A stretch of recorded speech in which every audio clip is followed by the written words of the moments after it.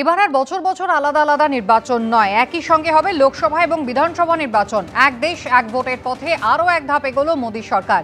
এবার মিলল কেন্দ্র মন্ত্রিসভার সবুজ সংকেত। সূত্রের খবর, সংসদে চলতি শীতকালীন অধিবেশনেই এক দেশ এক ভোট বিল পেশ করতে পারে কেন্দ্র।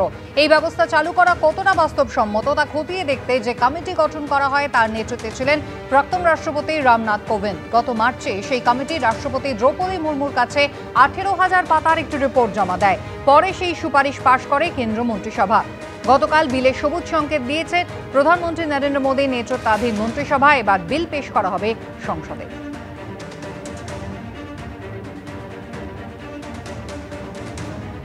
বছর বছর আলাদা আলাদা নির্বাচন নয়, একই সঙ্গে এরপর থেকে লোকসভা এবং বিধানসভা নির্বাচন হবে। দীর্ঘদিন ধরে কেন্দ্রের এই দাবি এবং প্রাক্তন রাষ্ট্রপতি রামনাথ কোবিন্দের তৈরি যে কমিটি ছিল তারা ইতিমধ্যেই বর্তমান রাষ্ট্রপতি দ্রৌপদী মুর্মুর কাছে একটি বিস্তারিত তথ্য পেশ করেছে। তার ভিত্তিতে কিন্তু গতকাল অনুমোদন দিয়েছে কেন্দ্রীয় মন্ত্রিসভা।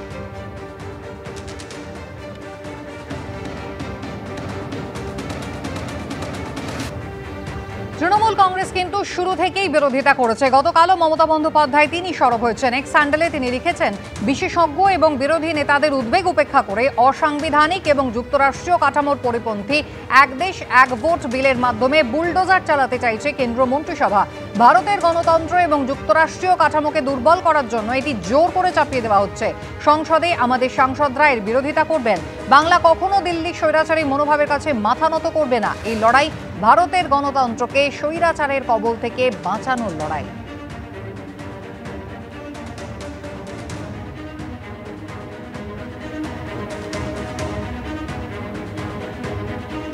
1951 থেকে 52 সালে ভারত একই সঙ্গে লোকসভা এবং বিধানসভার নির্বাচন শুরু করে। 1967 সাল পর্যন্ত সেটাই চলে, কিন্তু তারপর কিছু বিধানসভা ভেঙে যাওয়ায় আলাদাভাবে ভোট হতে থাকে। ইন্দিরা গান্ধীর জমানায় 1983 সালে এক দেশ এক ভোট ফিরিয়ে আনার প্রস্তাব আসে। সেই সময় এই প্রস্তাব দেয় জাতীয় নির্বাচন কমিশন। শেষ অবধি তা বাস্তবায়িত হয়নি। এবার তৃতীয় মোদী সরকারের মন্ত্রিসভা সেই প্রস্তাবই পাশ করল।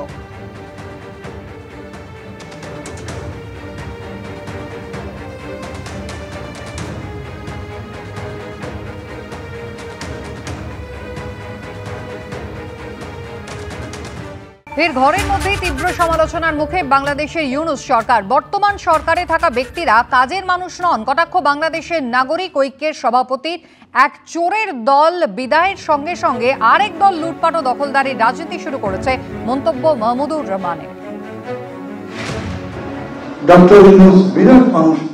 ডক্টর ইউনূসের সাথে যারা যারা আছেন তারা কিন্তু এই শেখ হাসিনা বা অন্যান্যদের নাম আমি বলছি না, বিভিন্ন কারণে আপনারা বুঝে নেবেন। তাদের মতো নয়, তাদের নামে চুরির অভিযান দেয়। তারা লুটেরা না, তারা মিথ্যুক নয়, তারা প্রতারক নয়, তারা নিজের নিজের জায়গায় সফল। এরা ভালো মানুষ বলে পরিচিত, কিন্তু তারপরেও চালের দাম তো কমে না, জিনিসের দাম তো কমেনি, রাস্তাঘাটের জ্যাম তো কমে না। পুলিশ ঠিক হয়েছে, ভালো হয়েছে, ব্যুরোক্রেসি ঠিক হয়েছে, প্রশাসন ঠিক হয়েছে, ডিসি অফিস অফিস যত জায়গাতে যাক, ঘুষ এখনো চলে না টুকটাক। আমি এক চোর বদলে আরেক চোরকে বসাবার জন্য কাজ করেছি।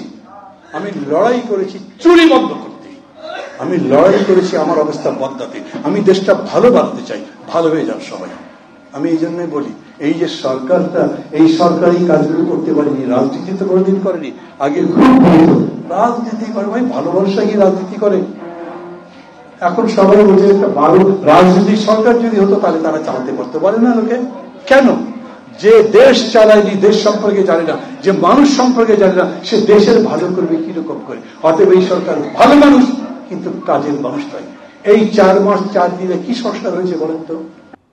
বাংলাদেশের সন্ন্যাসী চিন্ময় কৃষ্ণ দাসের বিচারের নামে ফের কার্যত প্রহসন। সন্ন্যাসীর জামিনের শুনানি এগিয়ে আনার আবেদন করেছিলেন তার আইনজীবী, কিন্তু গতকাল সেই আবেদন খারিজ করে দিল চট্টগ্রাম আদালত।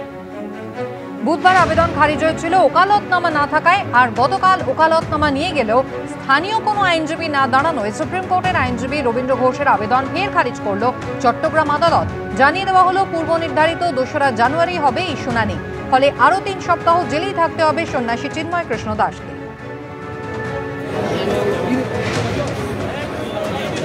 কোর্ট ওনাকে পাওয়ার দেওয়ার জন্য অনেক চেষ্টা করেছেন। বারবার ওনাকে বলা হয়েছে যে এইবারের এখন যে কোনো একজন আইনজীবী আপনি এনে ওকালতনামা দিয়ে শুনানি করেন, আমি আপনার জন্য অপেক্ষা করব। বাট উনি পরপর 3 বার আদালত এই মামলা শুনানির জন্য উঠেছেন, বাট উনি ব্যর্থ হয়েছেন, আনতে পারে নাই, যার কারণে বিজ্ঞ আদালত এই মামলাটা আগামী ধার্য তারিখ যে তারিখ 2/1 সেদিন শুনানির জন্য রেখেছেন। জজ সাহেব সকালবেলা যখন 11টায় উঠে এখানে কোর্টে, তখন আমি মুখ করে বললাম আমি আজকে শুনানি করতে চাই। উনি হঠাৎ করে বললেন শুনানি করতে পারবেন, আপনাকে অ্যালাউ করা হলো। কিন্তু যখন আবার বিকালবেলা শুনানি হলো প্রায় 3টার দিকে, প্রায় 2:30-3টার দিকে শুনানি আরম্ভ হলো, তখন প্রায় লয়াররা প্রায় 20-40 জনের মতো লয়ার ঢুকে গেল উইদাউট এনি লফুল অথরিটি। এটি কি সম্ভব বলেন?